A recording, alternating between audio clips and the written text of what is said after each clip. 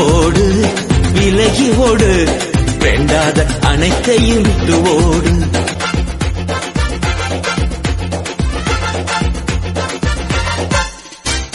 வேசித்தனத்திற்கு விலகி ஓடு, இயேசு கிறிஸ்துவை நோக்கி ஓடு. நோக்கி ஓடு, நீ நோக்கி ஓடு. ஓடு ஓடு விலகி ஓடு, வேண்டாத அனைத்தையும் விட்டு ஓடு. ஓடு ஓடு தொடர்ந்து ஓடு, இயேசு கிறிஸ்துவை நோக்கி ஓடு. உட்காருவோம். இந்த கால வேளையில கர்த்தரை ஆராதிக்க வந்திருக்கிற உங்கள் யாவருக்கும் ஆண்டவரும் இரட்சகருமாயிருக்கிற இயேசு கிறிஸ்துவின் நாமத்திலே அன்பான வாழ்த்துக்களை தெரிவித்துக் கொள்கிறேன். 9 மாதங்களை கடந்து 10வது மாதத்தின் முதல் வாரத்திலே கர்த்தருடைய சமூகத்தில் இருந்து நாம் கர்த்தரை ஆராதிக்கிறோம். ஆண்டவர் நமக்கு ஜீவன் கொடுத்திருக்கிறார், பலன் கொடுத்திருக்கிறார், அவருடைய சமூகத்திலே நம்மை வைத்திருக்கிறார். இது அவர் நமக்கு செய்த மகா பெரிய கிருபை, மகா பெரிய இரக்கம். எத்தனையோ மனிதர்கள் இந்த பூமியிலே வாழ விரும்பினார்கள், வாழ முடியவில்லை. எவ்வளோ மரண சம்பவங்களை பூமியிலே கேள்விப்படுகிறோம், வியாதிகளை கேள்விப்படுகிறோம். ஆனால் கர்த்தர் நமக்கு பாராட்டின கிருபை மகா பெரியது. இந்த நாளிலே என்னுடைய செய்தியின் தலைப்பு என்னவென்றால், வஞ்சிக்கப்படாதிருங்கள் என்ற தலைப்பில உங்களோடு கூட கர்த்தருடைய வார்த்தையை நான் பகிர்ந்து கொள்ள விரும்புகிறேன். வஞ்சிக்கப்படாதிருங்கள் என்ற தலைப்பில உங்களோடு கூட கர்த்தருடைய வார்த்தையை பிரசங்கிக்க விரும்புகிறேன். ஆண்டுடைய வருகைக்கு உங்களை இந்த செய்தியானது ஆயத்தப்படுத்தும் அல்லது உங்களை தகுதியுள்ள மனிதனாக அது உருவாக்கும் என்று நான் விசுவாசிக்கிறேன். கடந்த நாட்களில வருகையை குறித்ததான சம்பந்தமான 2 செய்தியை உங்களோடு கூட நான் பேசினேன். பிணம் என்ற தலைப்பில உங்களோடு கூட கர்த்தருடைய வார்த்தையை கடந்த வாரத்துக்கு முந்தின வாரம் என்று நினைக்கிறேன். கடந்த வாரத்துல தேவனுடைய ராஜ்யம் நீங்களாய் இருக்கிறீர்கள் என்ற தலைப்பில உங்களோடு கூட கர்த்தருடைய வார்த்தையை நான் பகிர்ந்து கொண்டேன். இந்த செய்தி அருமையான உங்களை உருவாக்கும், உங்களை கட்டி எழுப்பும். வாசிக்கலாம். மற்றவருடைய சுவிசேஷம் 24ஆம் அதிகாரம் 3ஆம் வசனத்தை வாசிக்கலாம். பின்பு அவர் ஒலிவமலையின் மேல் உட்கார்ந்திருக்கையில் சீஷர்கள் அவரிடத்தில் தனித்து வந்து, இவைகள் எப்பொழுது சம்பவிக்கும்? உம்முடைய வருகைக்கும் உலகத்தின் முடிவுக்கும் அடையாளம் என்ன? எங்களுக்கு சொல்ல வேண்டும் என்றார்கள். அவர்களுக்கு பிரதியுத்தரமாக ஒருவனும் உங்களை வஞ்சியாதபடிக்கு எச்சரிக்கையாயிருங்கள்.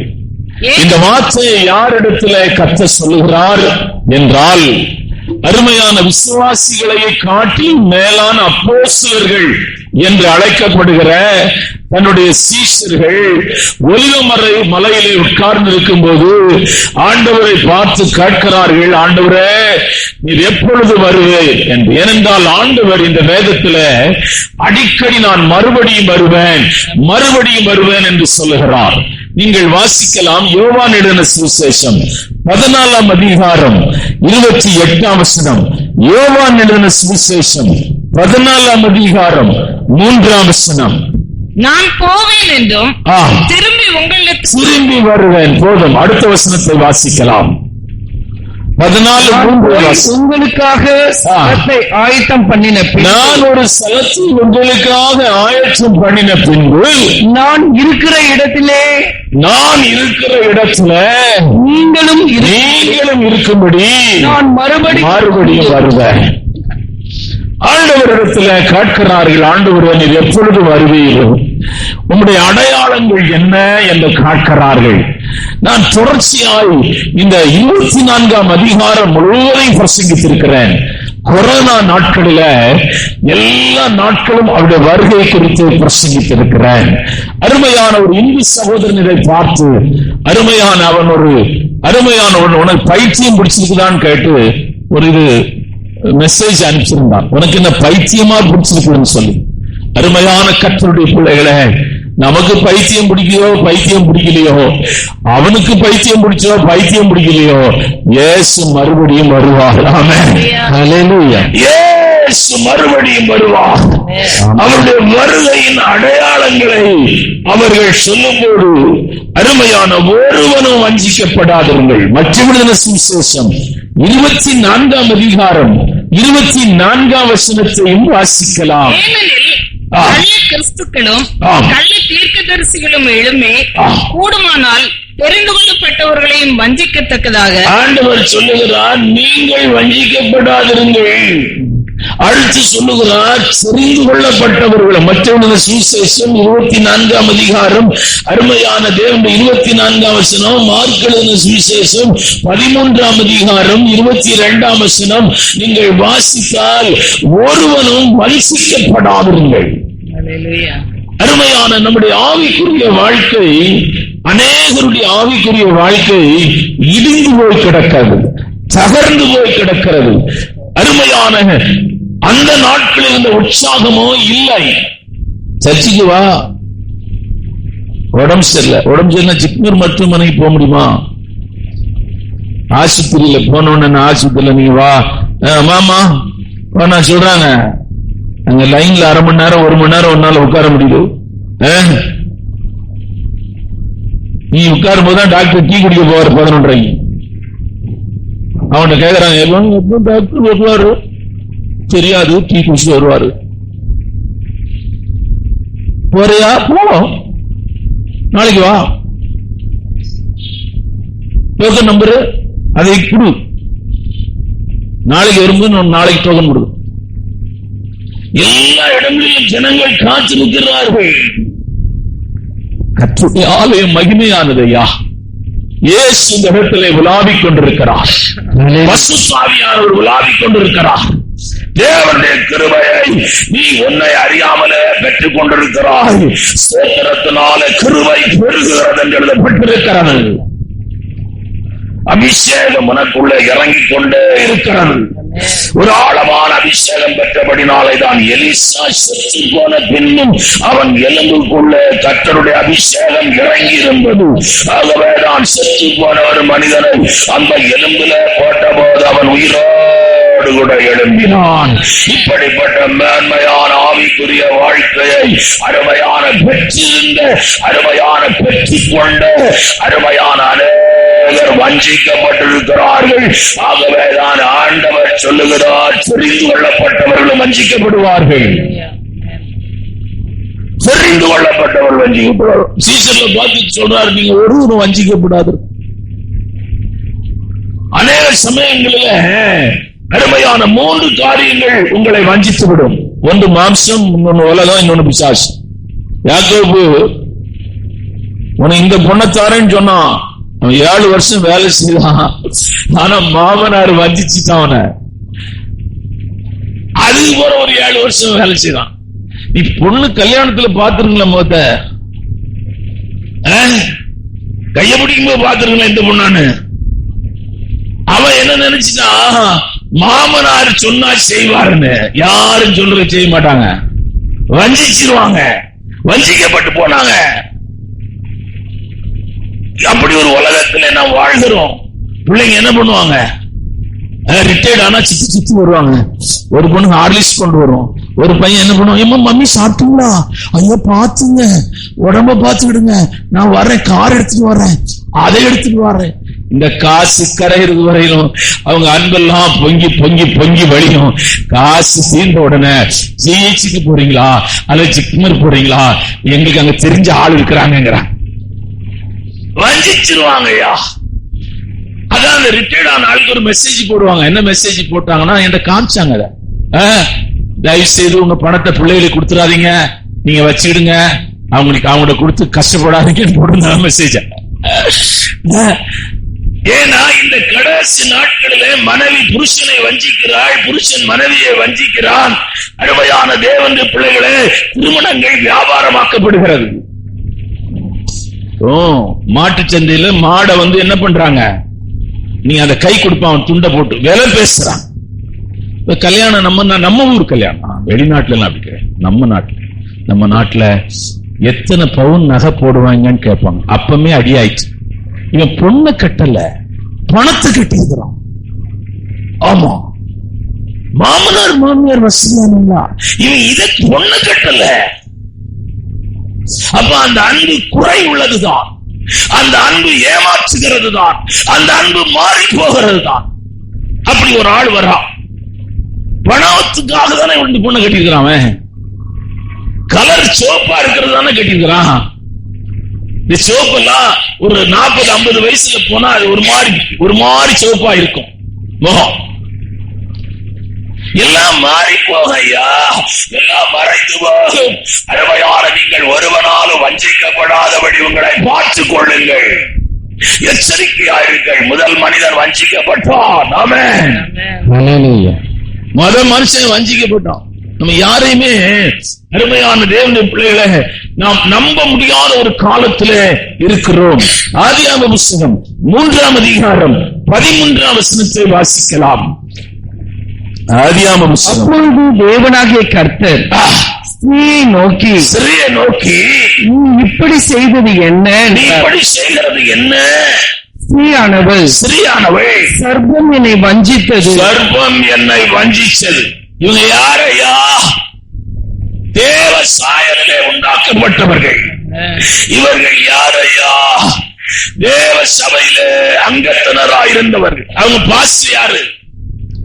தேவன். ஆமென். அவன் ஊழியக்காரன் தேவன்.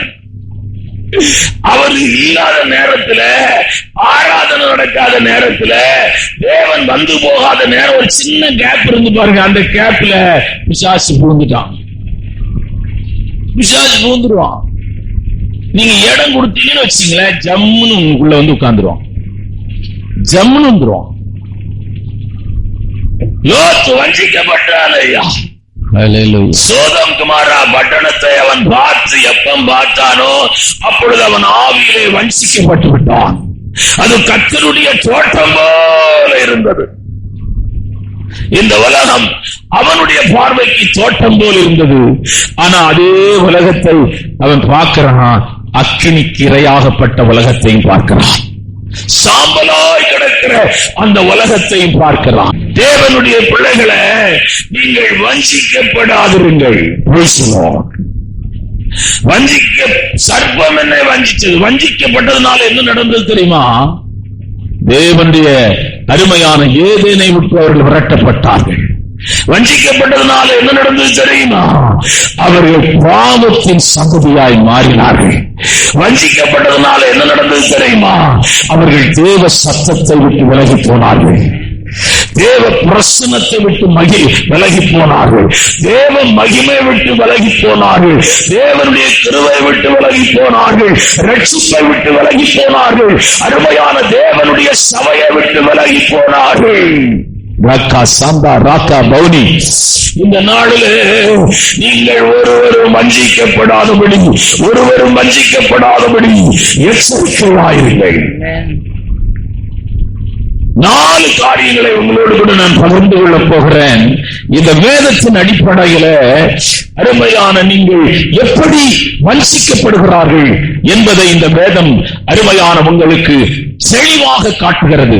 மத்தேயு சுவிசேஷம் 24ஆம் அதிகாரம் 5ஆம் வசனம், மார்க் எழுதின சுவிசேஷம் 13ஆம் அதிகாரம் 6ஆம் வசனம். ஏனெனில் அநேகர் வந்து என் நாமத்தை தரித்துக் கொண்டு நானே கிறிஸ்து என்று சொல்லி அநேகரை வஞ்சிப்பார்கள். நானே கிறிஸ்து என்று சொல்லி நீங்கள் வாழ்கிற, ஆராதிக்கிற, நீங்கள் இயேசுவை பின்பற்றுகிற ஒரு காலம்.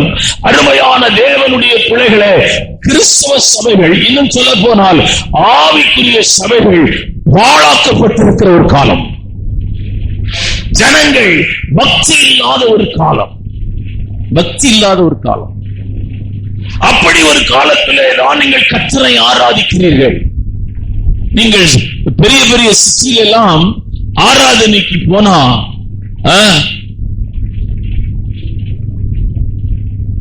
எல்லாம் அவங்களை அந்த ஆராதனை நீங்க பார்த்தா ஆவியானவர் அசைவாடுறது மாதிரி தெரியாது. பிசாசு அங்கே அசைவாடுவதை நீங்கள் பார்க்க முடியும். பிசாசு அந்த ஜனங்களோடு கூட இடைவிடுகிறதை பார்க்க முடியும். தேவனுடைய பிள்ளையை ஏனென்றால் நீங்கள் வாசிக்கலாம் வசனத்தை. மத்தேயு சுவிசேஷம் 24ஆம் அதிகாரம் 11ஆம் வசனத்தை வாசிக்கலாம். அநேகம் கள்ள தீர்க்கதரிசிகளும்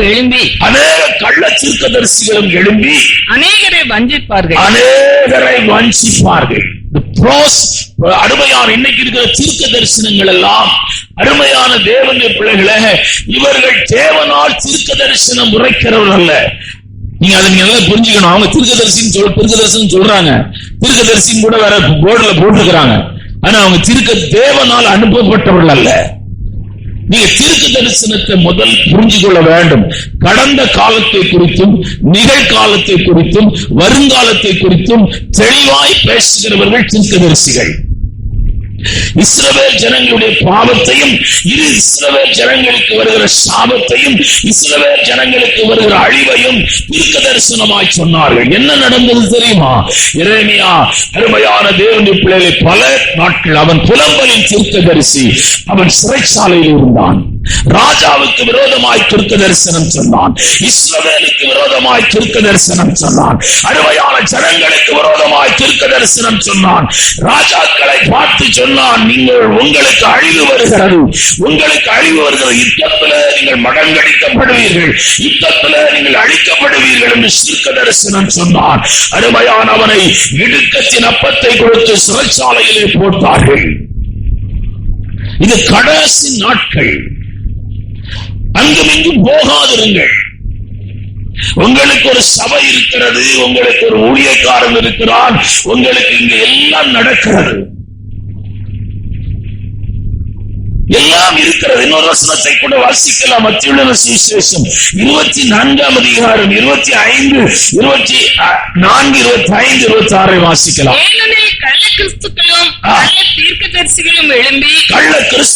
கள்ள தீர்க்கதரிசிகளும் எழும்பி கூடுமானால் தெரிந்து கொள்ளப்பட்டவர்களையும் வஞ்சிக்கத்தக்கதாக. நோக்கம் என்னன்னா, அவன் அன்பிலீவர்ஸ் டெஸ்ட்.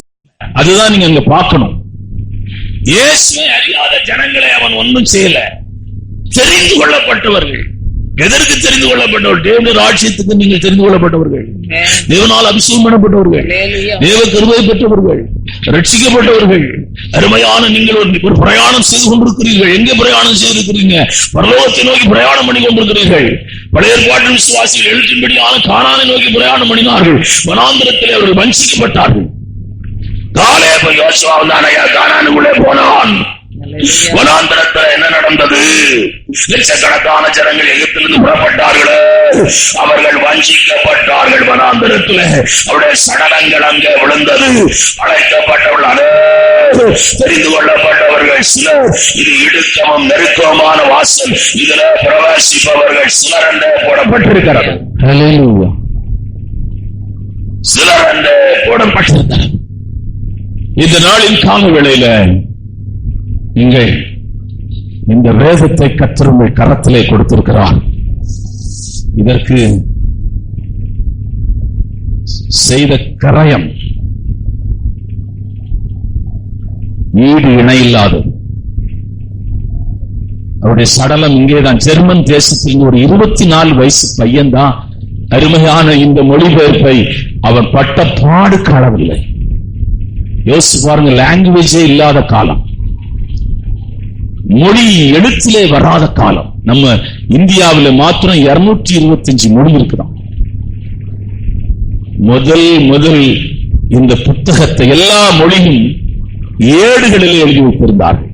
முதல் இந்த வேத புத்தகம் தான் தமிழிலே மொழிபெயர்க்கப்பட்டது. ஆமென். கர்த்தர் இதை நம்ம கரத்திலே கொடுக்காமல் போயிருந்தால், இந்த வேதத்தை நாம் பார்க்காமல் போயிருந்தால், இந்த வேதத்தின் மகத்துவங்களை அறியாமல் போயிருந்தால், நாம் மனுஷனுக்கு பின்னே போயிருப்போம், தீர்க்கதரிசிகளுக்கு பின்னே போயிருப்போம். நிறைய பேர் தீர்க்க தரிசனம் சொல்றாங்க பாருங்க, அவர்களுக்கு பின்னே போயிருப்போம். கூட்டம் சேர்ந்து பாருங்க, கூட்டம் எங்கேயாச்சே தெரியுமா? இன்னைக்கு போய் சண்டே மார்க்கெட் போய் பயங்கர கூட்டமா இருக்கும். சண்டே மார்க்கெட்ல வச்சிருக்கிற பொருளுக்கு வேல்யூ கிடையாது. 100 ரூபாய் 50 ரூபாய் கூட உங்களுக்கு சேலை போட்டுக்கிறான் சண்டே மார்க்கெட். நான் பரவாயில்ல 50க்கு வந்துடுறேன், இடையில பார்த்தா 25 ரூபாய்க்கு சேலை போட்டுக்கிறான். அதுக்கு அவ்வளவுதான். வசனத்தை கர்த்தர் கரத்திலே கொடுத்திருக்கிறார். இந்த பாதை இந்த பாதையில நீ நடந்து போவதற்கு, இந்த பாதையில ஜெயமாய் உன் ஓட்டத்தை முடிப்பதற்கு, இந்த பாதையில இந்த ஊழியத்தை ஜெயமாய் முடிப்பதற்கு ஜீவ வசனத்தை பிடித்துக் கொண்டு சுடரொளிகளை போல பிரகாசிக்கிற நீங்க என் வார்த்தைகளை கேட்டு அவைகளின்படி செய்கிறவன் எவனோ அவன் கண்மலையில் தன் வீட்டை கட்டுகிற புத்தி உள்ள மனுஷனுக்கு ஒப்பிடுவேன். அருமையான என்னுடைய விசுவாசம் மரத்திலே கட்டப்படவில்லை, என்னுடைய விசுவாசம் வைக்கோலிலே கட்டப்படவில்லை, என்னுடைய விசுவாசம் மணலின் மேல் கட்டப்படவில்லை, என்னுடைய விசுவாசம் புல்லின் மேல் கட்டப்படவில்லை, என்னுடைய விசுவாசம் ஜீவனுடைய வார்த்தையின் மேல் கட்டப்பட்டிருக்கிறது. ஹல்லேலூயா. ஜீவ வசனத்தின் மேல் கட்டப்பட்டிருக்கிறது. ஜீவ வசனத்தை நான் சார்ந்து நிற்கிறேன். எனக்கு வழி திறக்கும், எனக்கு பாதை உண்டாகும், நான் நடந்து போவதற்கு எனக்கு பிழைப்பு உண்டாகும். ஏனென்றால் நான் அருமையான எச்சரிக்கையா இருக்கிறேன், வஞ்சிக்கப்படாதிருப்பதற்கு எச்சரிக்கையா இருக்கிறேன். என்ன செய்ய முடியும்? அவங்க யார வஞ்சிக்கிறாங்கன்னு சொன்னா பைபிள் சொல்லுது, இந்த இன்னசென்ட் பீப்புள் இருக்கிறாங்க பாருங்க. ரோமருக்கு நிருபம் 16ஆம் அதிகாரம் 18ஆம் வசனத்தை வாசிக்கலாம். அப்படிப்பட்டவர்கள் நம்முடைய கர்த்தராகிய இயேசு கிறிஸ்துவுக்கு ஊழியம் செய்யாமல் தங்கள் வயிற்றுக்கே ஊழியம் செய்கிறார்கள். நயவசனிப்பினாலும் இச்சக பேச்சினாலும் கபடில்லாதவர்களுடைய இருதயங்களை வஞ்சிக்கிறவர்களா இருக்கிறார்கள். இன்னசென்ட் கபடில்லாதவங்கன்னா இன்னசென்ட், அவங்களுக்கு நல்லதும் தெரியாது கெட்டதும் தெரியாது. நிறைய இன்னசென்ட் பீப்புள் இருக்கிறாங்க, அவங்க வஞ்சிக்கப்பட்டுருவாங்க. இந்த இடம் வாங்கும் போது அவன் ஏமாத்திடுவான், பொருள் வாங்கும்போது ஏமாத்திடுவான். அவன் இப்படி அப்படி போறோம். நான் பெங்களூர் போயிட்டு சட்டை எடுத்துட்டு வரலாம், கொஞ்சம் பேர் கொடுக்கலான்னு சொல்லி பார்த்தா பளபளப்பா இருந்துச்சு. நான் ஒரு 5-6 அணத்தை பொறுக்கி எடுத்தேன், என் கூட வந்தவருக்கு ஒரு 5-6 அணம் வாங்கி கொடுத்தேன். எல்லாம் 50 ரூபா 100 ரூபா தான், அழகழகான சட்டை. ஆனா அங்க வீட்டுல வந்து திறந்து பார்த்தா பின்னாடி எல்லாம் கிழிஞ்சிருக்கு. பழைய சட்டைகளை அயன் பண்ணி அப்படி வச்சுக்கிறேன். வஞ்சிக்கப்பட்டுட்டோம். எதுக்காக சொல்ல வரேன்னு கேட்டீங்கன்னா, தேவனுடைய பிள்ளைய இந்த நாளில் காலவேளை ஆராதனையில glory to God, நீங்கள் மனிதனுக்கு பின்னே போகாதிருங்கள். அருமையான பொல்லாத தீர்க்கதரிசனம் சொல்லுவான், ஜப்பானிலே பூமி எதிர்ச்சி உண்டாகுது. அது எப்பவுமே உண்டாகாது, ஏன் நீ சொல்லி உண்டாகணும்? சிலர் சொல்லுவாங்க மோனா கார் வரப்போகுது, அது ஃபெயிலியர் ஆயிட்டு தெரியுமா உங்களுக்கு? இந்த பெரிய பெரிய ஆளுங்க இந்த 1ஆம் தேதி நின்று தீர்க்க தரிசனம் சொல்ற சில ஆளுங்க இருக்கிறாங்க, வரிசையா டையையும் கோட்டையும் கீட்டையும் போட்டுட்டு. அதுல ஒரு 1000 பேர் உட்கார்ந்து இருக்கிறோம். அதுல வேற ஒருத்தர் அதுக்கும் 4 அல்லேலூயா சொல்றோம். பாகிஸ்தான்ல யுத்தம் வரப்போகுது. பாகிஸ்தானுக்கு இந்தியாவுக்கும் டெய்லி யுத்தம் தான். 2 பேர் அங்க சாகுறான், 2 பேர் இங்க சாகுறான். இது ஒரு தீர்க்க தரிசனம் சொல்லணுமா? இப்ப அமெரிக்காவுக்கு போயிட்டாங்க எல்லாருக்கும். நிறைய பேர் அமெரிக்கால தீர்க்க தரிசனம் சொல்லிட்டு. நான் சொல்றேன்யா, நீ தீர்க்க தரிசனம் சொல்லு. இந்த வசனத்தை தீர்க்க தரிசன புஸ்தகம் வசனத்தையே சொல்லு. நீ வல்லமையான தீர்க்க தரிசியா மாறி. ஆமென் ஆமென். நீங்கள் எந்த வார்த்தைகளை கேட்காதிருங்கள். அந்த மாதிரி ஏதாவது சொன்னா நான் அதெல்லாம் கேட்கவே மாட்டேன். அது எனக்கு டிஸ்டர்பன்ஸ் மாதிரி இருக்கு, ஸ்பிரிட்டுக்கு டிஸ்டர்பன்ஸ் மாதிரி இருக்கு. மனுஷனுக்கு பின்னே போய் தங்கள் அவிசுவாசத்தை கடுத்து போட்டவர்கள், மனுஷனுக்கு பின்னே போய் தன் ரட்சிப்பை இழந்தவர்கள், மனுஷனுக்கு பின்னே போய் தன் அபிஷேகத்தை இழந்தவர்கள், மனுஷனுக்கு பின்னே போய் தன் ஊழியத்தை இழந்தவர்கள் பல ஆயிரமான ஜனங்கள். யசின் பிரபாகரன் பின்னாடி எவ்வளவு பேர் போனாங்க? அவ்வளவு வாஷம். நானா ரொம்ப வருஷம் ஊழியம், 47 வருஷமா தமிழ்நாட்டுல யார் யார் ஊழியம் செய்யறாங்க, அவங்க ஊழியம் எப்படி துவங்கி இருக்குது, எப்படி முடிக்கிறான்னு பாக்குறேன். எல்லாம் ஓன்னு இருக்கும், ஆனா முடிவு நல்லா இருக்காது. ஓடும். சினிமா தியேட்டர் எடுத்து ஆராதனை நடத்தினாங்க, அப்ப எவ்வளவு ஜனங்க வருவாங்க பாருங்க. சினிமா தியேட்டர் 3 ஷோ 3 ஆராதனை நடக்கும். மனுஷனுக்கு பின்னே நீ போறாயா, இயேசுவுக்கு பின்னே போறாயா?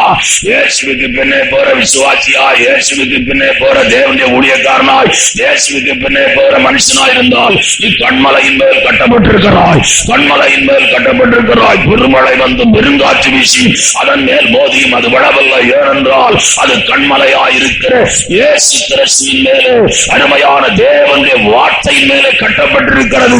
அது விழாது. ஹல்லேலூயா. இரண்டாவது இடத்திற்கு உங்களை கொண்டு போகிறேன்.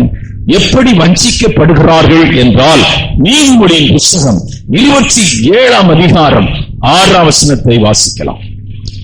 சிநேகிதன் அடிக்கும் அடிகள் உண்மையானவைகள், சத்துருவிடும் முத்தங்களோ வஞ்சனை உள்ளவைகள். சத்துருவிடும் முத்தங்கள் வஞ்சனை உள்ளது, அது வஞ்சிக்கும். ஆமென்.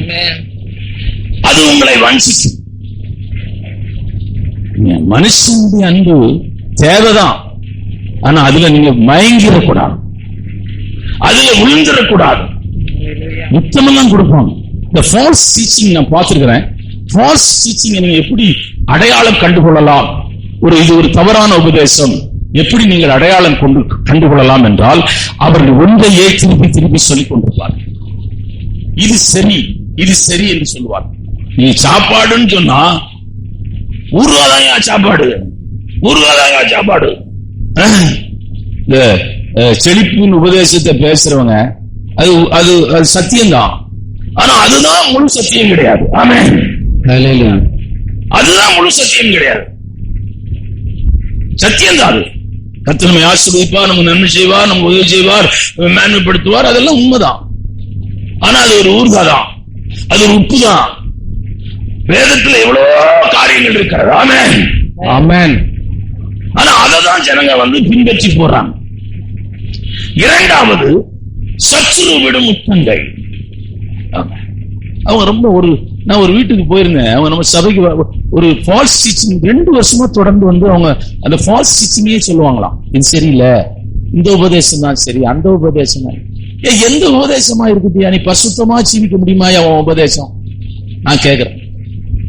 சரி, நீ எதையாவது வச்சுக்க போ, பரிசுத்தமா வாழ முடியுமா? அதே மனுஷன் தான், அதே அந்த மாம்சம் தான் உனக்குள்ள இன்னும் இருக்குது, அதே சுவாபம் தான் இன்னும் உனக்குள்ள இருக்குது, அதே ஆர்குமெண்ட் பண்ற எண்ணம் தான் இருக்குது, அருமையான விட்டு கொடுக்காத சுவாபம் இருக்குது, மன்னிக்க முடியாத சுவாபம் இருக்குது, எல்லாம் இருக்குது.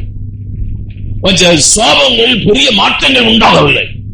நீ பண்ணின உபதேசமோ, நீ போய் பின்பற்றி போகிறதான அருமையான உபதேசம் உன்னை மாற்றி உருவாக்க வேண்டும், மறுவாக்கப்பட வேண்டும். அல்லேலூயா, அல்லேலூயா. இரண்டாவது, சத்துருவிடும் முத்தங்களை நீங்கள் ஒருபோதும் மயங்கிறாதீங்க. சாப்பாட்டுக்காக ஒண்ணு நம்ம இயேசுவை பின்பற்றல, பணத்துக்காக ஒண்ணு இயேசுவை பின்பற்றல, வேலைக்காக ஒண்ணு நம்ம இயேசுவை பின்பற்றல. ஆமென். அல்லேலூயா. பூமிக்குரிய நன்மைகளுக்காக நாம் இயேசுவை பின்பற்றவில்லை.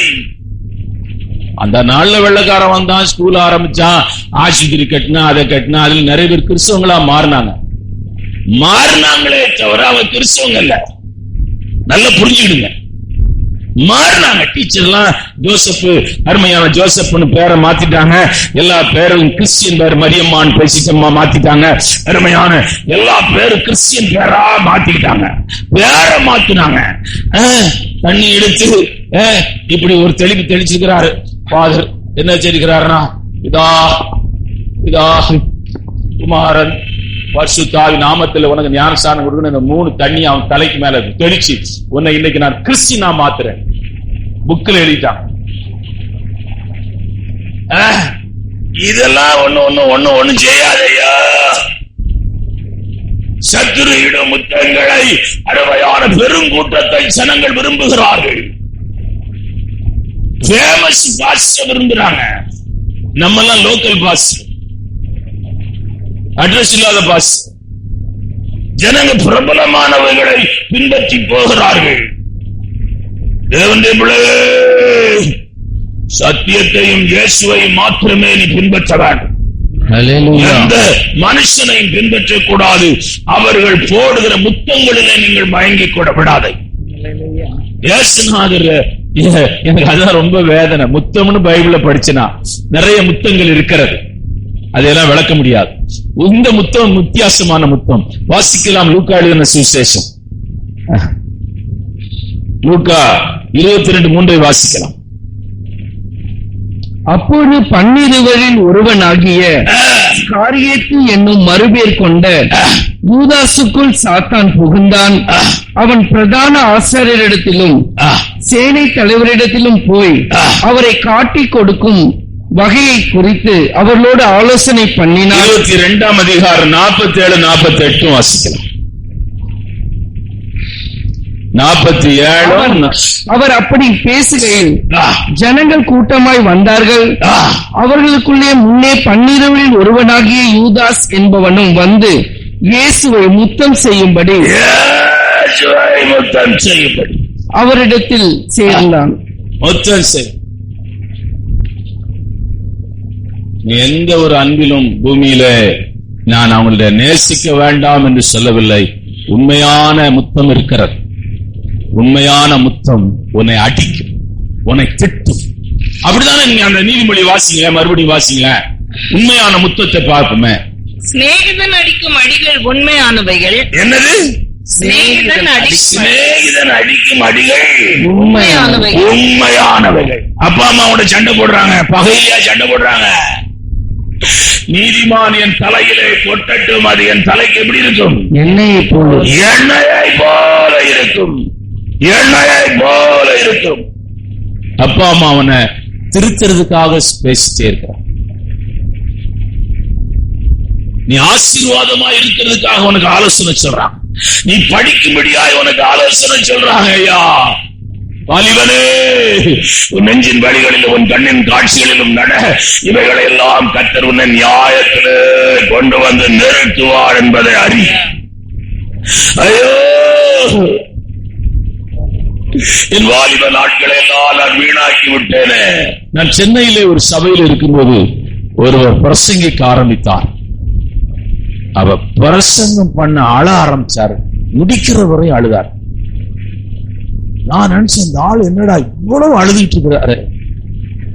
பிரசங்கம் ஆரம்பிக்கும் போதும் அழுதாரு, முடிச்சும் அழுதுட்டு. எப்படி கேட்கணும், எப்படி இந்த கண்ணீர் வருதுன்னு கேட்கணும்.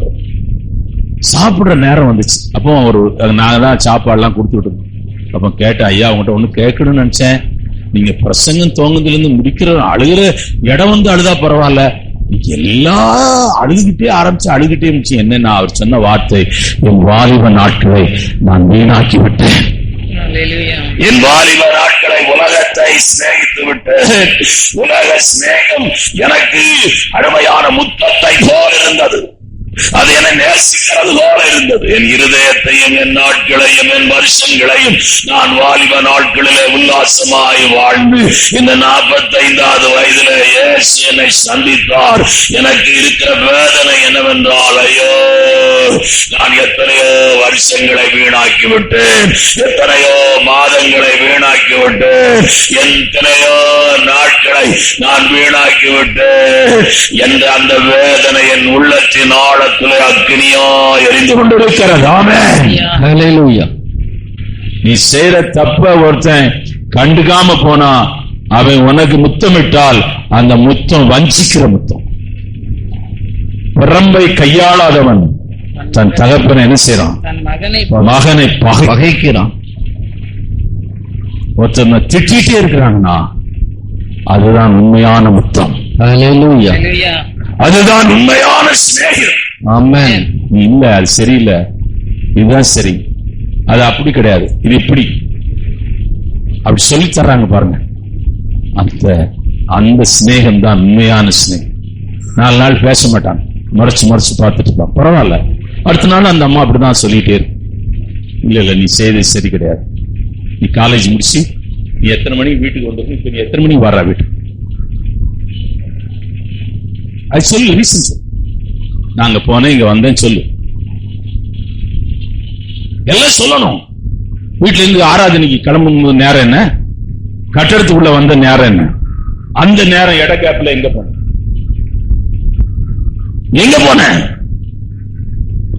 நீ இப்படி எல்லாம் படிச்சோம்னா அடுத்த வாரத்துக்கு சர்ச்சைக்கு வர மாட்டேன். மூன்றாவது வஞ்சிக்கப்படுகிற இடத்தை உங்களுக்கு அடையாளம் காட்டுகிறேன். வஞ்சிக்கப்படுகிற நீதிமொழியின் புத்தகம் 31 அதிகாரம் 30 வசனம். 31:30. சௌந்தரியம் வஞ்சனை உள்ளது. சௌந்தரியம் வஞ்சனை உள்ளது. அருமையான தேவனுடைய பிள்ளைகளே, அழகு உன்னை வஞ்சனை உள்ளது. Praise the Lord. அழகு வஞ்சனை உள்ளது. இன்னொரு வசனத்தை கூட வாசிக்கலாம். உபாகம புத்தகம் 11 அதிகாரம் 16 வசனம். உங்கள் இருதயம் வஞ்சிக்கப்படாமலும் நீங்கள் வழிவிலகி அந்நிய தேவர்களை சேவித்து அவர்களை நமஸ்கரியாமலும் இருக்கும்படி எச்சரிக்கையாய் நீங்கள் சௌந்தரியம் அழகுள்ளது. சாலமோன் அழிந்து போவதற்கு காரணம் அந்நிய தேசத்தின் பெண்களை அவன் திருமணம் பண்ணினான். அந்நிய தேசத்தின் பெண்களை திருமணம் பண்ணினதுனால அவன் வஞ்சிக்கப்பட்டான். அவனுடைய துவக்கம் நன்றாயிருந்தது. ஆண்டவரை நேசித்து அவனை போல பலி செலுத்தினவனை நீங்கள் வேதத்திலே பார்க்க முடியாது. கர்த்தர் அவனுக்கு தரிசனமாயி அருமையான ஞானத்தை நீ காட்டபடினால சத்துருவின் தலையை காட்டாமல், சத்துருக்களுடைய ஜீவனை காட்டாமல் ஞானத்தை நீ காட்டாயே.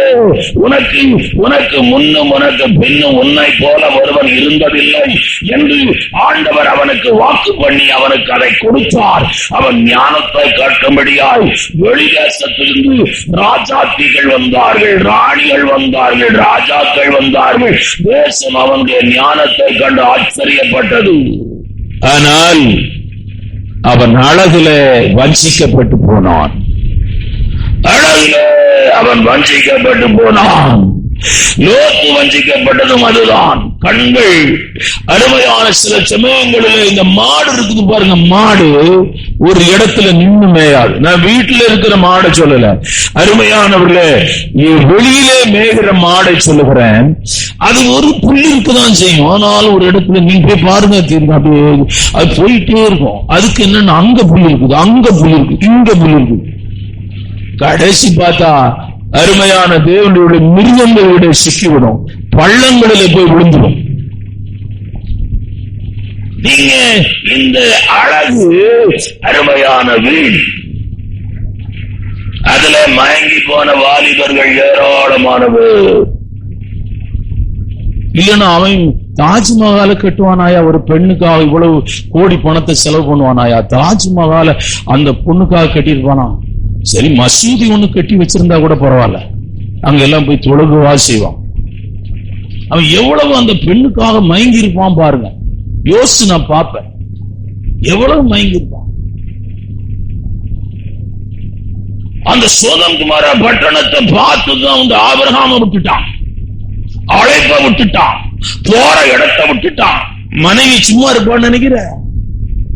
லோத்தின் மனைவி லோத்த காட்டிலும் ராத்திரிக்குள்ள தூங்க விட்டுருக்க மாட்டான்.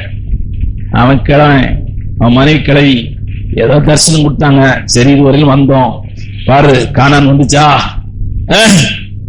அவன் கஷ்டப்பட்டு கிடக்குறான், இன்னும் டிராவல்ல இருக்கிறான். நம்ம பார்த்துட்டோம், அது கர்த்தருடைய தோட்டம்ல இருக்குது. அவன் கிடக்குறான், நீ சொல்லிடு, இனி நான் உங்க கூட வரமாட்டேன்னு சொல்லு, நாங்க அங்க போறோம்னு சொல்லு, செழிப்பான இடத்துக்கு போறோம். இவ்வளவு நாள் மாடு சாப்பிடாத புல்லு எல்லாம் அங்க இருக்குது, ஆடு சாப்பிடாத புல்லு இருக்குது, வேலைக்காரங்க எல்லாம் செழிப்பா இருப்பாங்க, நம்ம நல்லா போய் அங்க போய் செட்டில் ஆயிடலாம். செட்டில் ஆயிட்டான்.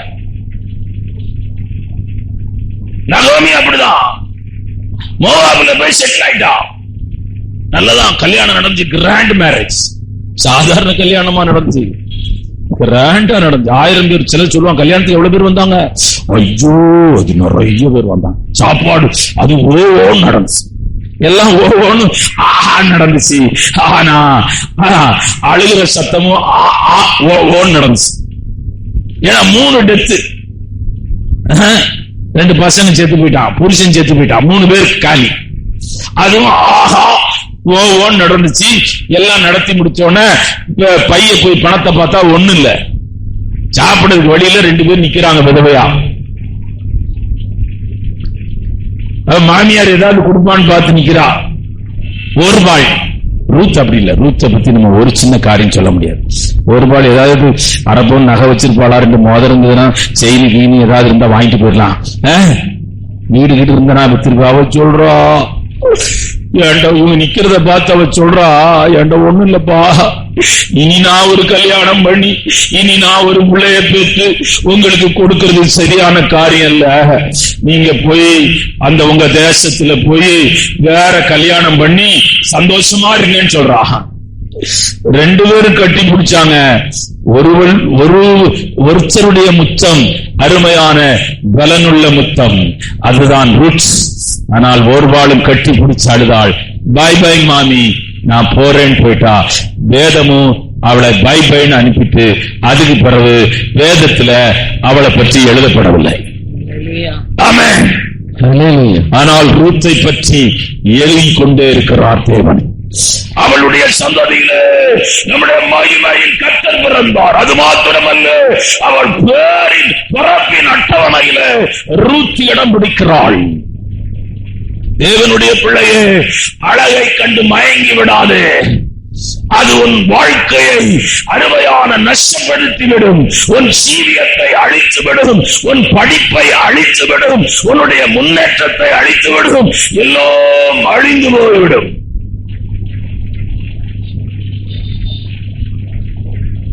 அக்னியா எரிந்து கொண்டிருக்கிறது. சம்பாதிச்ச எல்லாம் அக்னியா எரிந்து கொண்டிருக்கிறது. மனைவியை பார்க்கிறான், அவள் உப்புத்தூணாய் மாறி போனாள். அம்மோன் என்னும் சாபத்தின் கோத்திரத்தின் தகப்பனாய் அவன் மாறி போனான். இந்த நாளின் காலவேளை ஆராதனையில அருமையான கர்த்தருடைய பிள்ளைகளே, இந்த உலகத்திலே எதை கண்டு நீ மயங்காது. மயங்கினால் நீ வஞ்சிக்கப்படுகிறாய். அதை மறந்து விடாதே. உன் ஆவிக்குரிய வாழ்க்கையின் பகுதி தகர்க்கப்படும். வெளியில கண்ணு ஓகே, வயசானனால நான் கண் டெஸ்ட் பண்ணிக்கிறேன், ஆபரேஷன் எல்லாம் பண்ணிக்கிறேன். வயசாக கிட்னி ப்ராப்ளம் இருக்கும், ஹார்ட் லங்ஸ் எல்லாம் கொஞ்சம் செக் பண்ணா எல்லாம் கொஞ்சம் நார்மலா போகாது.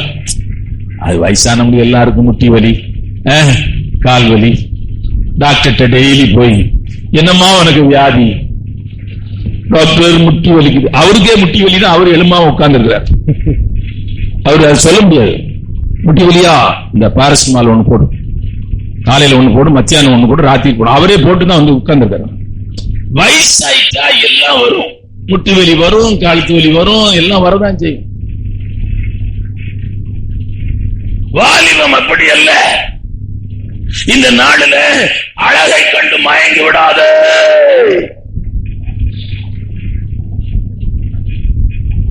அது புசிப்புக்கு அழகா இருந்ததா. ஆதியாகமம் 3ஆம் அதிகாரம் 6ஆம் வசனத்துல இந்த அம்மா முத சாப்பிடல, என்ன சாப்பிடக்கூடாதுன்னு கட்டளை போட்டிருக்கு. பைபிளே அவங்களுக்கு அதான். ஆண்டவர் சொல்லுகிற, இது புசிக்கும் நாளில நீ சாகவே சாவாய். முதல் நாள் பார்த்திருக்குது. அது வாசிங்க அந்த வசனத்தை. அப்போது ஸ்திரீயானவள், அந்த விருட்சம் புசிப்புக்கு நல்லதும் புசிப்புக்கு நல்லதும் பார்வைக்கு இன்பமும், அழகான பழம், நான் சாப்பிட மாட்டேன். அங்கே ஆராதனை போயிட்டு வந்திருக்கிறாங்க, அவங்களே சாப்பிட்டாங்கன்னா ஆராதனைக்கு வராதவங்க காம்பையும் சேர்த்து சாப்பிடுவாங்க. இன்னும் சொல்ல போனா அதுக்குள்ள இருக்கிற கொட்டையை கூட சமைச்சு சாப்பிடுவாங்க. ஆராதனைக்கு வரல. ஆராதனைக்கு வந்து பாசி பிரசங்கம் பண்ணி இன்பமானது அது இதுன்னா கொஞ்சம் கண்ணு இப்படி போனா கூட இந்த கண்ணை இப்படி பண்ணிடுவாங்க. ஏன் குதிரைக்கு கடிவாளம் போடுறது தெரியுமா? யாருக்கா தெரியுமா உங்களுக்கு கடிவாளம் ஏன் போடுறது? குதிரை ஓடும், குதிரையை போல ஓடுற மிருகம் ஒண்ணு கிடையாது. அவ்வளவு வேகமாய் ஓடும், ஆனா அது தாறுமாறா ஓடும். தாறுமாறா ஓடுறதுனாலதான் அதுக்கு கண்ணுக்கு கடிவாளம் போட்டிருக்கிறது. ஆமென், ஆமென்.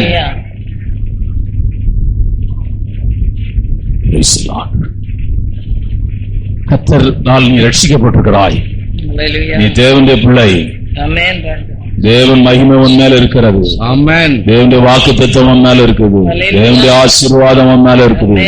நீ பரலோகத்தை நோக்கி பண்ணுகிற பிரயாணி. பிசாசுக்கு உங்களை பற்றி நல்லா தெரியும், உங்களுக்கு உங்களை பற்றி யாரும் தெரியாது. அதுதான் எனக்கு ரொம்ப வேதனை. பிசாசிட்ட கேளுங்க, பக்காவா தீர்க்க தரிசனம் சொல்லுவான். கிளிக்கு தெரியா உங்க நீங்க யாருன்னு?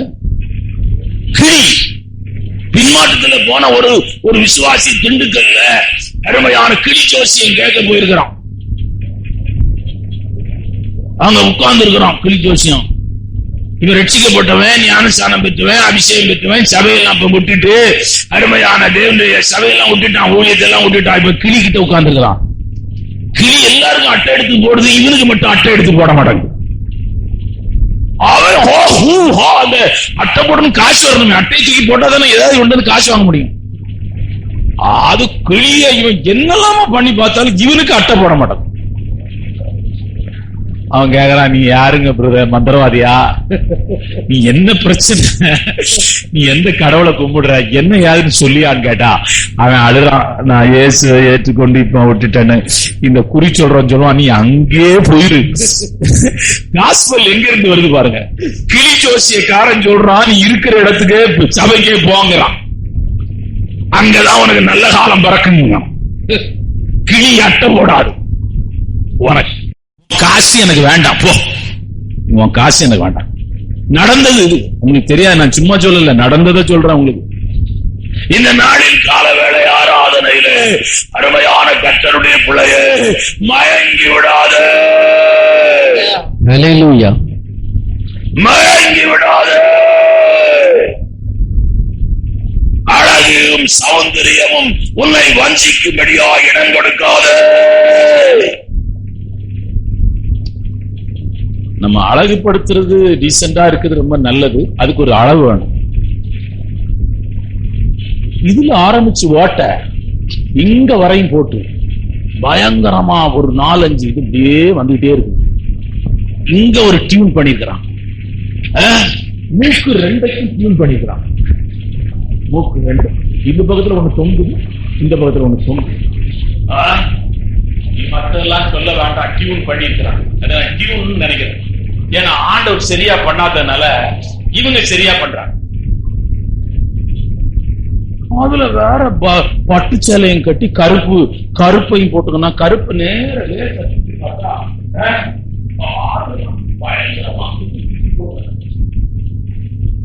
ஐயா வாழணுயா, அவ்வளவுதான்யா. யாரும் ஒண்ணு இந்த உலகத்துல பார்க்க மாட்டாங்க.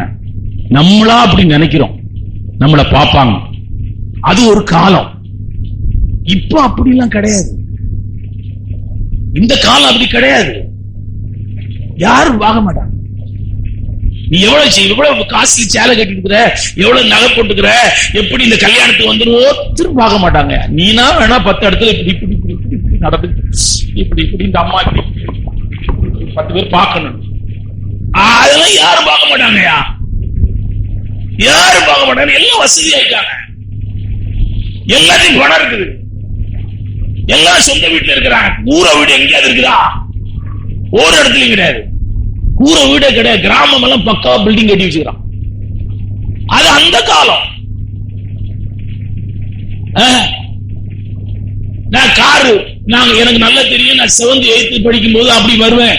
ஒருத்தர் என்ன தடுப்பாரு, காரை ஸ்டார்ட் பண்ணி கொடுக்கணும். கம்பி அவர் உள்ள உட்கார்ந்து இருப்பாரு. உள்ள கம்பியை போட்டு அது ஸ்டார்ட் ஆகும்.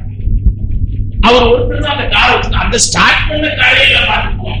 எனக்கு ஆச்சரியமா இருக்கும். எனக்கு நல்லா தெரியும், அந்த ஊர்ல ஒரு டாக்டர் இருக்கிறார், ரத்தனம்னு ஒரு டாக்டர். அவர் மட்டும் ஒரு ஃபியட் கார் வச்சிருந்தார். இப்போ உங்களுக்கு கார் வேணுமா? கவலைப்படாதீங்க, 20,000 ரூபாய் கொண்டு வாங்க. நாளைக்கு கார் வந்து பாஸ்டே அடிச்சுக்கார் கொண்டு 20,000 ரூபாய். ஒண்ணு அதுக்கு கோடி கேடியெல்லாம் செலவு பண்ண வேண்டாம். எல்லாம் வசதியா இருக்கிறாங்க, எல்லாம் வசதி வாய்ப்பா இருக்கிறாங்க. தேவனுடைய பிள்ளைய இந்த நாளின் கால வேளையில அழகும் சௌந்தரியமும்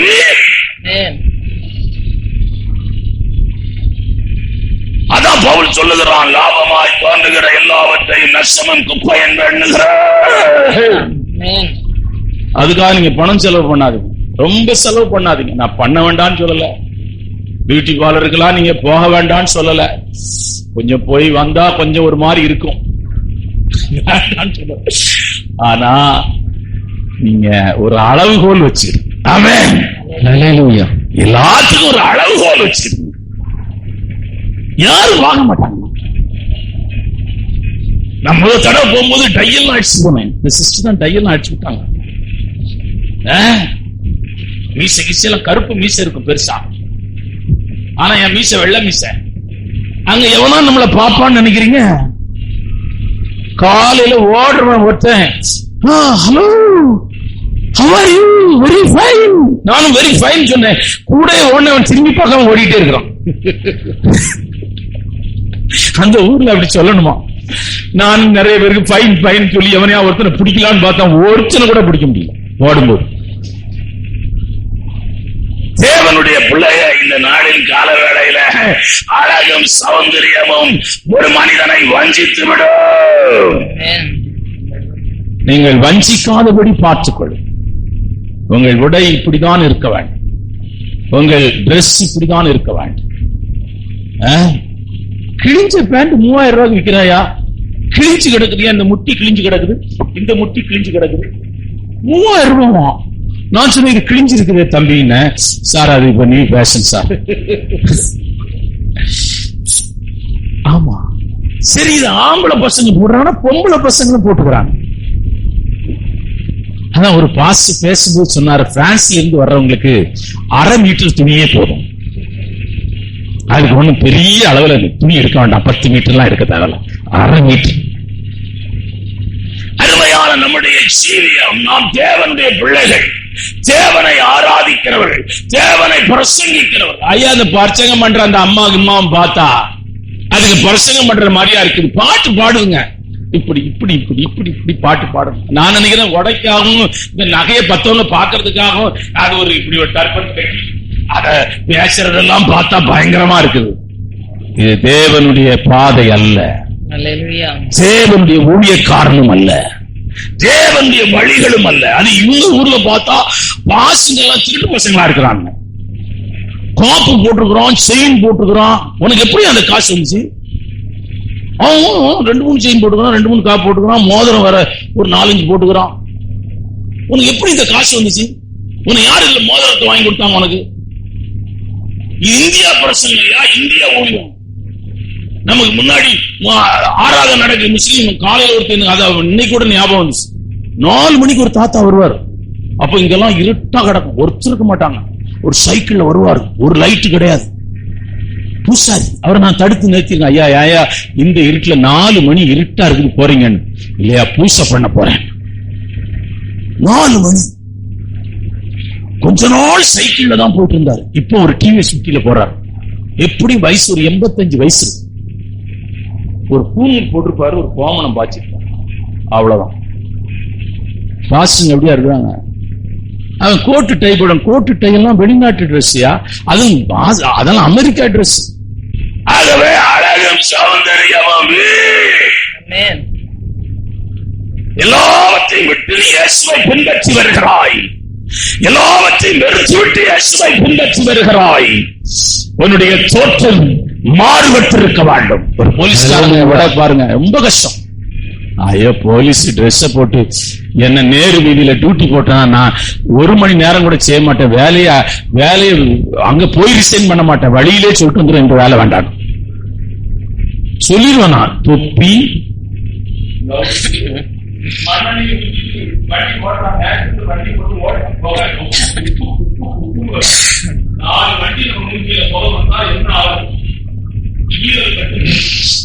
செத்து போனோன்னு அரசாங்கம் அறிவிக்க 5 லட்சம் ரூபாய் இவர்களுக்கு நாங்கள் குடும்பத்துக்கு கொடுக்கிறோம், வேலை கொடுக்கிறோம். தேவனுடைய பிள்ளையை எவ்வளவு கஷ்டப்படுறாங்க. பார்டர்ல நிக்கிறான், 0 டிகிரில யூனிஃபார்ம்ல தான் நிக்கணுங்க. இங்க இருந்து பார்த்துட்டு இருக்கிறான் அவனை. அப்படியே 0 டிகிரி துப்பாக்கி வச்சுட்டு அப்படியே கர்த்தருடைய பிள்ளையை நீ மாற வேண்டும். ஆண்டுடைய விசுவாசியை நீ மாற வேண்டும். ஊழியம் செய்கிற தேவனுடைய பிள்ளையை நீ மாற வேண்டும். உன் வாழ்க்கை மாற வேண்டும், உன் எண்ணங்கள் மாற வேண்டும், உன் உணர்வுகள் மாற வேண்டும், உன் சிந்தனைகள் மாற வேண்டும், உன் செயல்கள் மாற வேண்டும். அருமையான கர்த்தருடைய பிள்ளையை அடுத்து நான் சொல்லி முடிச்சிடறேன். அடுத்தது நம்மை வஞ்சிக்கிறது என்னவென்றால் கர்த்தருடைய பங்கை நாம் எடுக்கிறதுனாலே வஞ்சிக்கப்படுகிறோம். அப்போஸ்தலர் 5ஆம் அதிகாரம் 2ஆம் வசனத்தை வாசி. அப்போஸ்தலர் 5:2. தன் மனைவி அறிய அவன் கிரயத்திலே ஒரு பங்கை வஞ்சித்து வைத்து ஒரு பங்கை கொண்டு வந்து அப்போஸ்தலருடைய பாதத்திலே வைத்தான். வஞ்சிச்சு மீதியை கொண்டு வந்து வச்சு. நான் சொல்றேன் ஐயா, ஆண்டவருக்கு எனக்குள்ளது எல்லாமே தேவனுக்கு தான் சொந்தம். எனக்குன்னு சொந்தம் ஒண்ணு கிடையாது. ஏன்னா நான் இந்த பட்டணத்திலே வரும்போது வெறுங்கையாய் வந்தேன். எனக்கு இவ்வளவு நன்மை செய்திருக்கிறார். வேலை கொடுத்திருக்கிறார், படிப்பு கொடுத்திருக்கிறார், சம்பளம் கொடுத்திருக்கிறார், என்னையும் ஒரு மனுஷனாய் பூமியிலே வைத்திருக்கிறார். என் ஜீவனை எடுக்காமல் என்னை அவர் வைத்திருக்கிறார். நீங்க பொங்குனீங்கன்னா வஞ்சிக்கப்பட மாட்டீங்க. ஆமென். கர்த்தருடைய பங்கை வஞ்சித்தார்கள். இஸ்ரவேல் ஜனங்களுடைய சாபத்துக்கு காரணம், இஸ்ரவேல் ஜனங்களுடைய குடும்பத்தின் பிள்ளைகளின் சாபத்துக்கு காரணம் அவர்கள்தான். ஆண்டவர் சொல்லுகிறார், மல்லியாவிலே சொல்லுகிறார், குருடானதையும் ஊனமானதையும் அருமையான கண் தெரியாததையும் பலவீனப்பட்டதையும் நீங்கள் என்னுடைய ஆலயத்திற்கு கொண்டு வருகிறீர்கள், நீங்கள் ஆசீர்வதிக்கப்பட்டவர்கள் என்றால் சொல்லுகிறார். ஆண்டவர் சொல்லுகிறார், நீங்கள் சபிக்கப்பட்டவர்கள் என்று சொல்லுகிறார். வாசிக்கலாம் அந்த வசனத்தை. ஆண்டவர் சொல்றார், கல் மூலமானதையும் ஒரு எஜமானுக்கு கொண்டு போய் கொடு. நீங்கள் கல் ஊனமானதை பலியிட கொண்டு வந்தாலும் அது பொல்லாப்பல்ல, அது பொல்லாப்பல்ல. உங்கள் கால் ஊனமானதையும் நசல் பிடித்ததையும் கொண்டு வந்தாலும் அது பொல்லாப்பல்ல சொல்றாங்க. அதை உன் அதிபதிக்கு செலுத்து, அவன் உன்மேல் பிரியமா இருப்பானோ, உன் முகத்தை பார்ப்பானோ என்று சேனைகளின் கர்த்தர் கேட்கிறார்.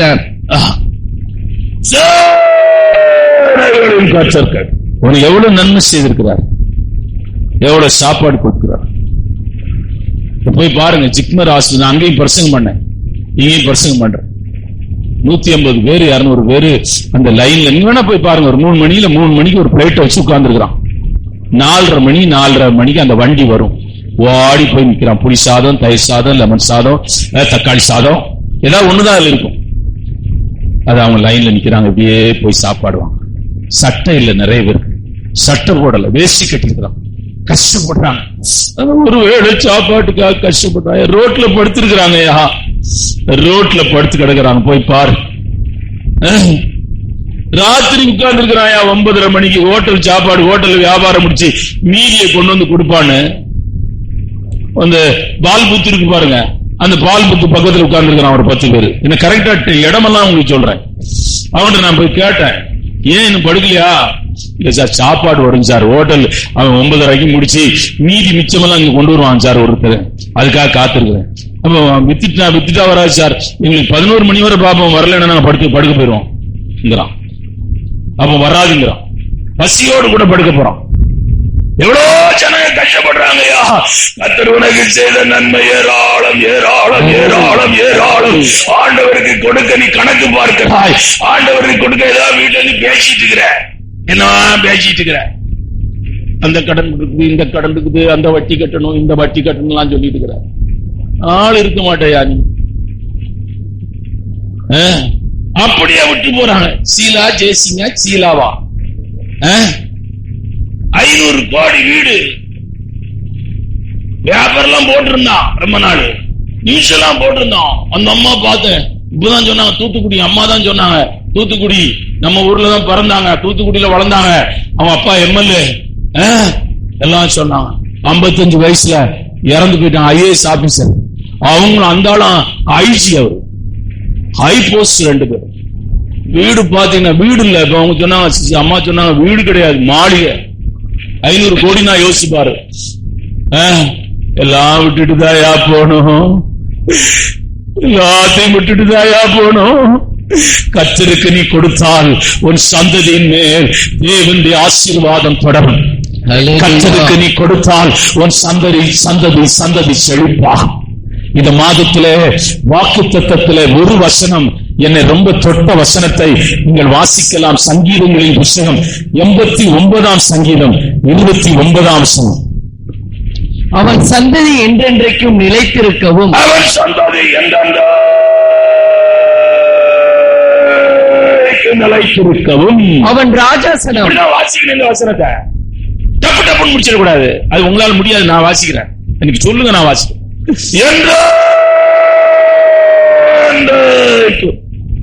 ஏன்னா எண்டே கிடையாது, வாசிங்க. அவன் ராஜாசனம் வானங்கள் உள்ள மட்டும் நிலைத்திருக்கவும் செய்வேன். சந்ததி பாரு, விசுவாசியாய் எத்தனை வருஷம் ஆண்டவரை பின்பற்ற, ஆண்டவனுக்கு நன்மை செய்யல, ஆண்டவனுக்கு உதவி செய்யல, நீ என்ன செய்திருக்கிற? ஆண்டவருக்கு என்ன செய்தாய்? சபை உனக்கு விதைக்கிற இடம். ஹல்லேலூயா. ஊழியக்காரன் ஆசீர்வாதமா இருக்கும். ஆமென். இப்ப நீங்க எங்க பாஸ்டர் சாயங்காலம் மீட்டிங் வருவார், நான் வர்றேன்னு வச்சிருங்களேன், 4 பக்கம் கிழிஞ்சி, ஒரு பேண்ட் இப்படி கிழிஞ்சி, நிதியெல்லாம் வளர்த்து போட்டு, தாடியெல்லாம் வச்சு, ஒரு சிலுவையை வேற பெருசா தொங்க போட்டு, அவன் பக்கத்தில் உள்ளவன் சொல்லுவான், உங்க பாஸ்டர்ல பிச்சை எடுக்கிறவன் கோயில்ல நீ கூட்டு வந்திருக்க. அவன் சொல்லுவான், உங்க பாஸ்டர் பிச்சைக்காரன், பரம பிச்சைக்காரனா, நீ பரம பிச்சைக்காரன்.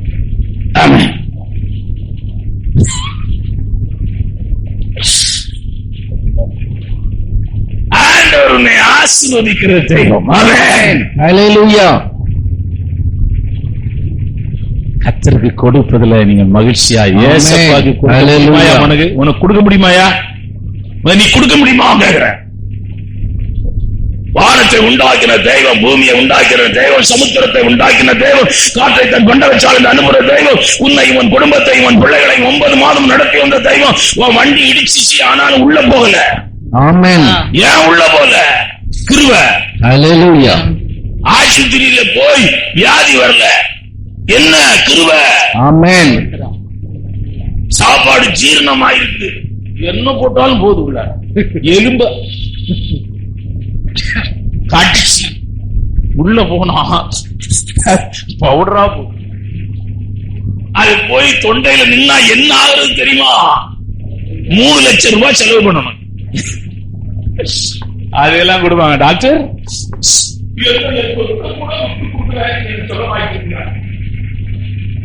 ஆனா நீ சபையில வந்து இயேசுவேனா முள்ளு ஓடி உடஞ்சே உள்ள போகும்.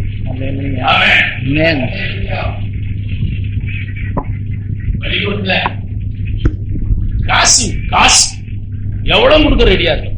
MBBS 35 லட்சமா? இவனை பார்த்தா படிக்கிற ஆள் மாதிரியா தெரியும், தேறிட மாட்டான். MBBS 7 வருஷம் படிச்சு 7 அரியது. ஆசிரியர்ல நான் இங்க அங்க போய் பேப்பர் நியூஸ் சொல்றேன், டைரக்டர் சொல்லிட்டாரு, இந்த 7 பேரும் வெளியே தள்ளுங்க. 7 14 எனக்கு தெரியல, சரியா நம்பர் தெரியல. ஹைகோர்ட்ல கேஸ் போட்டாங்க. அவன் சொல்றான், நீங்க ஹாஸ்டல்ல இருக்க கூட வெளியே போயிருங்கட்டான்.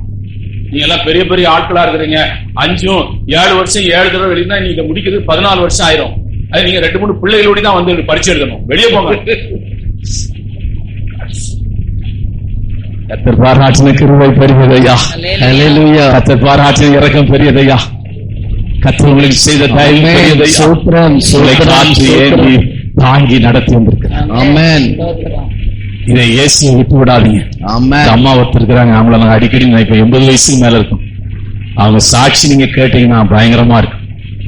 பக்கா ஹிந்துசம், பூசாரதான், ஆனா இயேசுவை விடவில்லை. அவங்க வரும்போது என் மகிழ்ச்சியை இருதயத்துல ஒரு சந்தோஷம் இருந்துச்சு. அவங்க சில சமயம் காணல, நான் நினைச்சிருப்பேன் பரலோகம் போயிருப்பாங்க, அங்க போய் பார்த்துக்கலாம். ஏன்னா அவங்க சொல்ல மாட்டாங்க எதுனாலும். அந்த அம்மா நடக்கவே முடியாம வர்றாங்க ஆராதனைக்கு. என்ன ஒரு கும்பிடுவாங்க. அவங்க சிச்சுவேஷன் எனக்கு தெரியும். அவங்க ஒரு மருமக எங்க சிக்மர் நேட்ஸா இருக்கு. ஐயோ, இருக்கிற அவ்வளவு சிலையும் அவங்க வீட்டுக்குள்ளதான் இருக்கு. அங்கதான் படுத்திருப்பாங்க இந்த அம்மா. ஆனால் அங்க இருக்கிற ஒன்னையும் அவங்களை ஆராதிக்க மாட்டாங்க, இயேசுவை ஆராதிக்கிறார். ஞாயிற்றுக்கிழமை ஆயிட்டா நடக்க முடியல, பைபிளையும் பேக்கையும் தூக்கி அருமையான இங்க வந்து ஆராதிச்சுட்டு அவங்க எப்படி போறாங்க எப்படி வர்றாங்கன்னு எனக்கு தெரியல. ஆனா ஒண்ணு மாத்திரம் தெரியுது, பரலோகத்திலே அவருடைய பொக்கிஷம் பெரியதாய், பரலோகத்திலே கர்த்தர் வைத்திருக்கிற மேன்மை பெரியதாய் இருக்கும். 4வது இடம், கர்த்தரை நீங்கள் வஞ்சிக்காதிருங்கள். அப்படின்னா ஒரு ஆசீர்வாதம் இருக்காது. பணம் இருக்கும், எல்லாருக்கும் அதை அனுபவிக்க முடியாது. அப்படி இருந்து எனக்கு சுத்தி சாப்பாடு சாப்பிட முடியாது. நான் சாப்பிடுவேன், சுகர் இருந்தாலும் சாப்பிட்டு அப்புறம் ஒரு மாத்திரையை போட்டுருவேன். பழம் சாப்பிடக்கூடாது, 2 பழம் சாப்பிடுவேன். எப்படி வாசிக்கலாம்? நீதிமொழியை முடிச்சிடறேன். இதோட 13, 11 அதோட முடிச்சிடறேன். நீ ரொம்ப நேரம் பேசல. 13, 11 வாசி. வஞ்சனையால் தேடின பொருள், வஞ்சனையினால் தேடின பொருள் குறைந்து போகும்.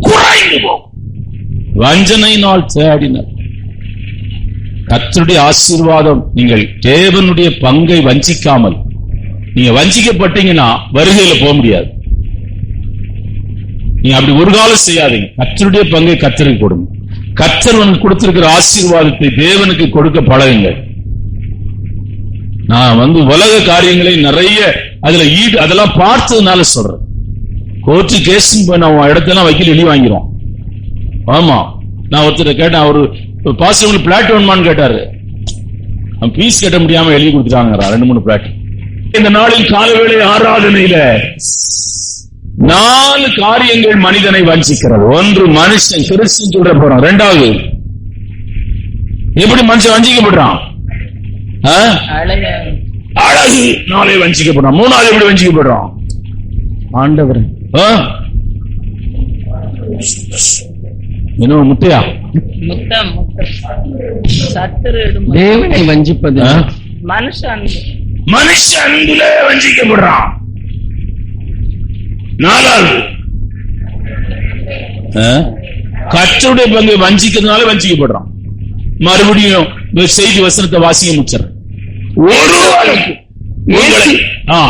இயேசு அவர்களுக்கு பிரதியுத்தரமாக, ஒருவனும் உங்களை வஞ்சியாதபடிக்கு எச்சரிக்கையாயிருங்கள். அப்படியே ஒருவனும் உங்களை வஞ்சிக்காதபடி எச்சரிக்கை. இந்த மாதத்திலே கர்த்தர் கொடுத்த வாக்குத்தத்தத்துக்காக கர்த்தரை ஸ்தோத்திரம் பண்ணுவோம்.